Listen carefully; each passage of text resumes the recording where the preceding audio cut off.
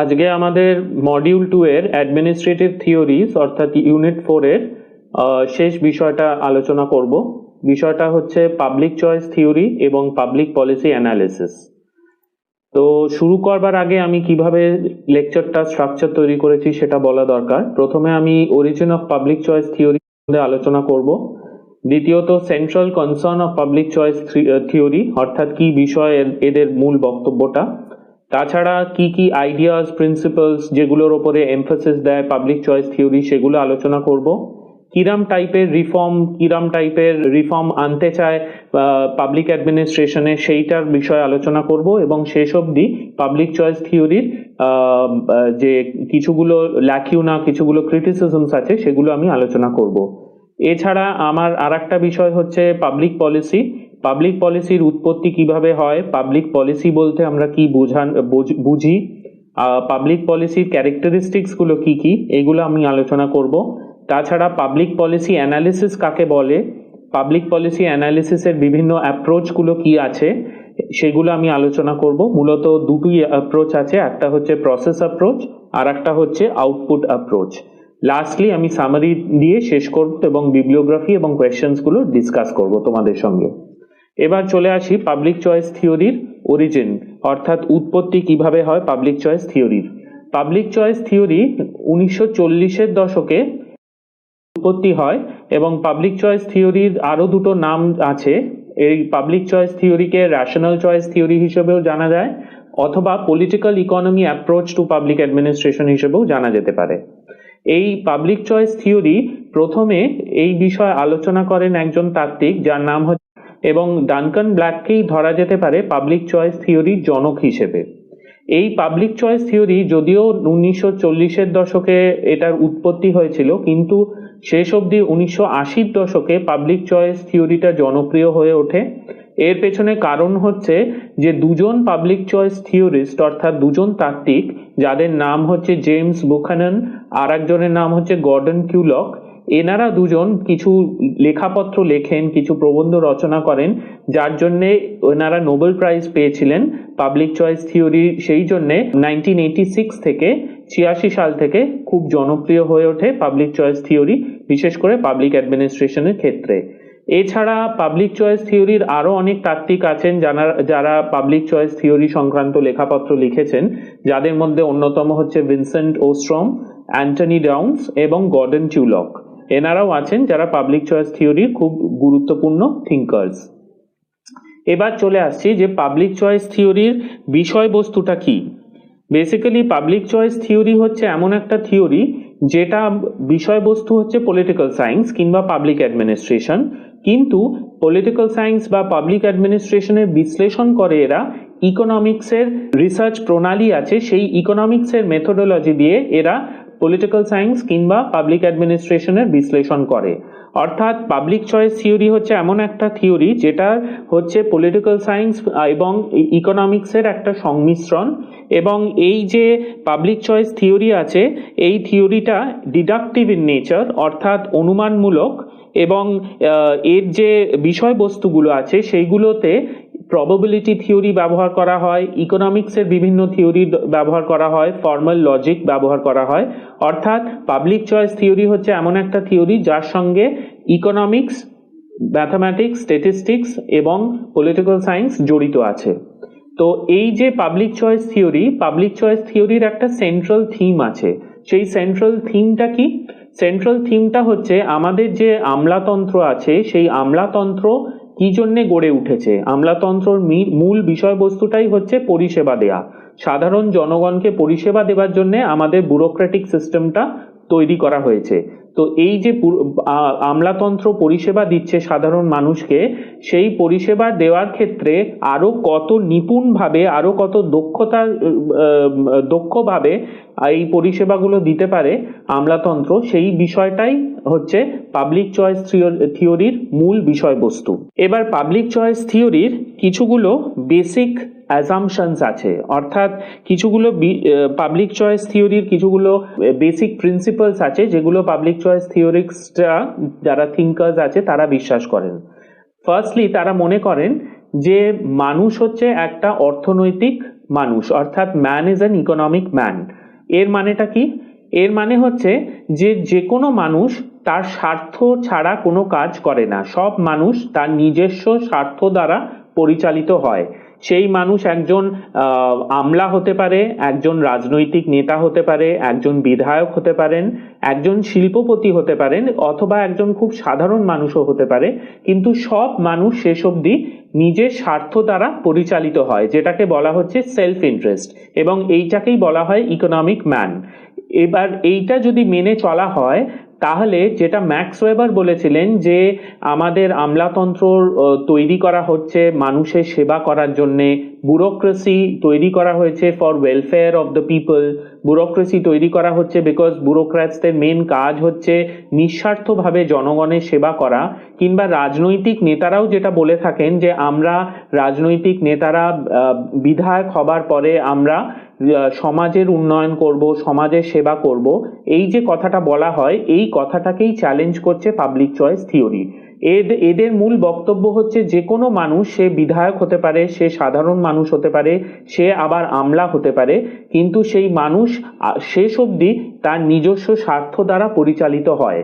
যদি তাই হয় যে তার নিজস্ব স্বার্থ দ্বারা সে পরিচালিত হয়, তাহলে সেই আমলা কিংবা সেই বিধায়ক কিংবা সেই রাজনৈতিক নেতা কিভাবে সাধারণ জনগণের সেবা করবে?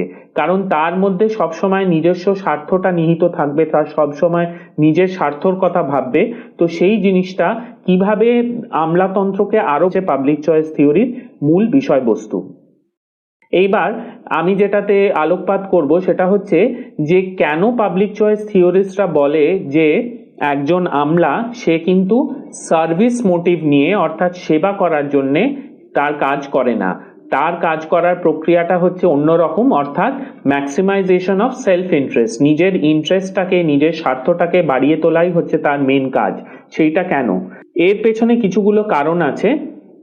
প্রথম জিনিস হচ্ছে সিভিল সার্ভেন্টস যারা আছে, পাবলিক সার্ভেন্টস যারা আছে, তাদের সঙ্গে যখন পাবলিক সেক্টরের লোকেদের একটা তুলনামূলক বিশ্লেষণ করা যেতে পারে, তখন দেখা যাচ্ছে যে পাবলিক সেক্টরের লোকেরা যারা আছে তারা কিন্তু খুব ভালো পরিষেবা দিচ্ছে, কিন্তু একটা গভর্নমেন্ট অফিসের আমলা সেইরকমভাবে পরিষেবা দিচ্ছে না।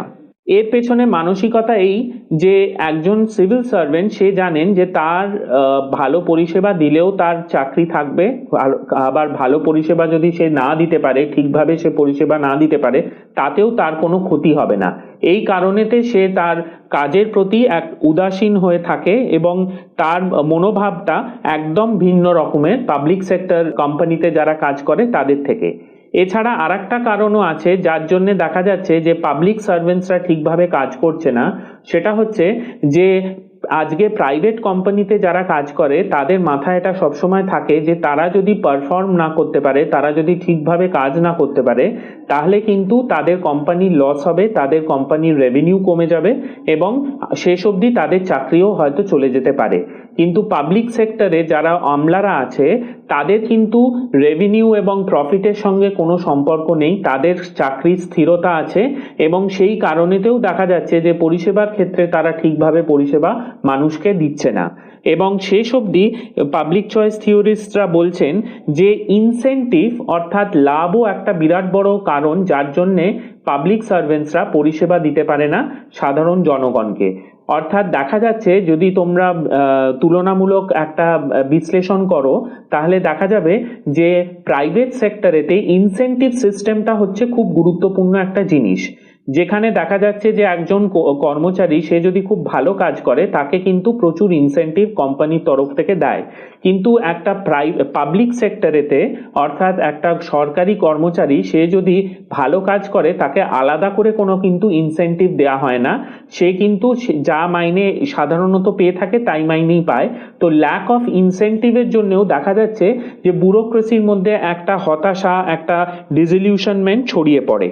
তো এই সব কারণের জন্য দেখা যাচ্ছে যে আলটিমেটলি পাবলিক চয়েস থিওরিস্টরা যেটা বলছেন যে সাধারণ জনগণকে সেবা করার জন্য যে ব্যুরোক্রেসি নির্মাণ করা হয়েছে, যে আমলাতন্ত্র নির্মাণ করা হয়েছে, সেই জিনিসটা পুরোপুরি নস্যাৎ হয়ে যাচ্ছে। কারণ ব্যুরোক্র্যাটসরা দেখা যাচ্ছে যে তাদের কোনো কাজের ক্ষেত্রে কোনো আলাদা করে ইনসেনটিভ নেই, তাদের কাজের ক্ষেত্রে কোনো আলাদা করে কোনো সুযোগ সুবিধে পায় না। এই সব কারণের জন্যে তারা ঠিকভাবে পারফরমেন্স করতে পারে না, তারা ঠিকভাবে পরিষেবা দিতে পারে না, উন্নত মানের পরিষেবা দিতে পারে না। তো এই পরিপ্রেক্ষিতে কিছুগুলো আরো বেসিক অ্যাজাম্পশনস আছে পাবলিক চয়েস থিওরিস্টে, যেগুলো নিয়ে আমি এখন আলোচনা করব। প্রথম জিনিস দেখা যাচ্ছে যে পাবলিক চয়েস থিওরিস্ট যারা আছেন তারা খুব একটা হতাশাবাদী দৃষ্টিভঙ্গি নিয়ে গভর্নমেন্টকে বিশ্লেষণ করে। সবসময় তারা মনে করেন যে গভর্নমেন্ট পরিষেবা দেবার ক্ষেত্রে যে সব অফিসগুলো কাজ করছে তারা কিন্তু ঠিকভাবে কাজ করে না। তো একটা পেসিমিস্টিক অ্যাটিটিউড নিয়ে, হতাশাপূর্ণ অ্যাটিটিউড নিয়ে তারা গভর্নমেন্টের অফিসগুলোকে বিশ্লেষণ করে। দ্বিতীয়ত, তারা সবসময় এই যে ট্র্যাডিশনাল সাবেকি যে ধারণাটা ম্যাক্স ওয়েবারের ছিল যে ব্যুরোক্র্যাটদের মূল কাজ হচ্ছে public service to the public, সেই জিনিসটাকেও কিন্তু এরা নস্যাৎ করে দিচ্ছে। পাবলিক চয়েস থিওরিস্টরা বলছেন যে আমলারা কিংবা পলিটিশিয়ানরা, অর্থাৎ রাজনৈতিক নেতারা, বিধায়কেরা, তারা যদিও বা মুখে বলছে যে তাদের কাজ হচ্ছে জনগণের সেবা করা, কিন্তু আসলে তারা নিজেদের সেবা করছে, নিজেদের ইন্টারেস্ট প্রমোট করছে গভর্নমেন্টের মারফতে। এটাও হচ্ছে এদের দ্বিতীয় অ্যাজাম্পশন।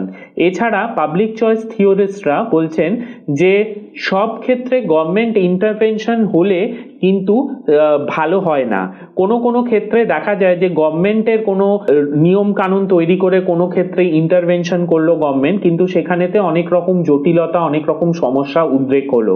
এটার পেছনে কারণ হচ্ছে, প্রথম কথা, যেখানে গভর্নমেন্ট চলে আসছে, যেখানে রাজনৈতিক নেতারা চলে আসছে, যেখানে আমলারা চলে আসছে, তার সঙ্গে সঙ্গে পলিটিক্সও ঢুকে পড়ছে, এবং যেখানে পলিটিক্স ঢুকে পড়ছে সেখানেতে অনেক রকম স্বার্থ ঢুকে পড়ছে, এবং সেখানেতে এফিসিয়েন্সি জিনিসটা চলে যাচ্ছে। তো এই কারণেতে গভর্নমেন্ট ইন্টারভেনশনটা যে সবসময় ঠিক হয় সমাজের ক্ষেত্রে, অর্থনীতির ক্ষেত্রে, সেটা কিন্তু পাবলিক চয়েস থিওরিস্টরা বলছেন যে ঠিক নয়।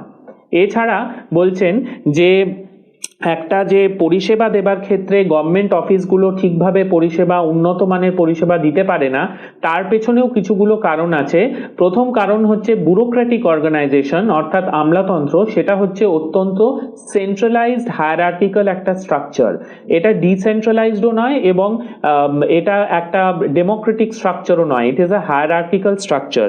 এই কারণেতেও দেখা যাচ্ছে যে পরিষেবা দেবার ক্ষেত্রে অনেক ক্ষেত্রে দেখা যাচ্ছে যে দেরি হয়ে যাচ্ছে, মানুষ ঠিক সময় সেই পরিষেবাটা পাচ্ছে না, কারণ একটা গভর্নমেন্ট অফিস হচ্ছে হায়ারার্কিক্যাল ইন নেচার এবং সেন্ট্রালাইজড ইন নেচার।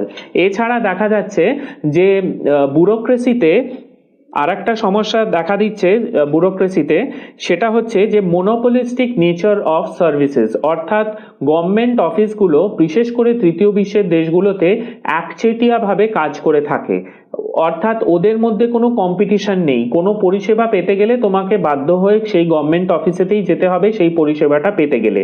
এই কারণেতেও দেখা যাচ্ছে যে গভর্নমেন্ট অফিসেতে নানা রকম ভাবে ইনএফিসিয়েন্সি কিংবা অদক্ষতা চলে আসছে, এবং এই মোনোপলি থাকার জন্যে সাপ্লাই অফ গুডস অনেক ক্ষেত্রে দেখা যাচ্ছে বিঘ্নিত হচ্ছে এবং ইনএফিসিয়েন্সি চলে আসছে গভর্নমেন্ট অফিসেতে।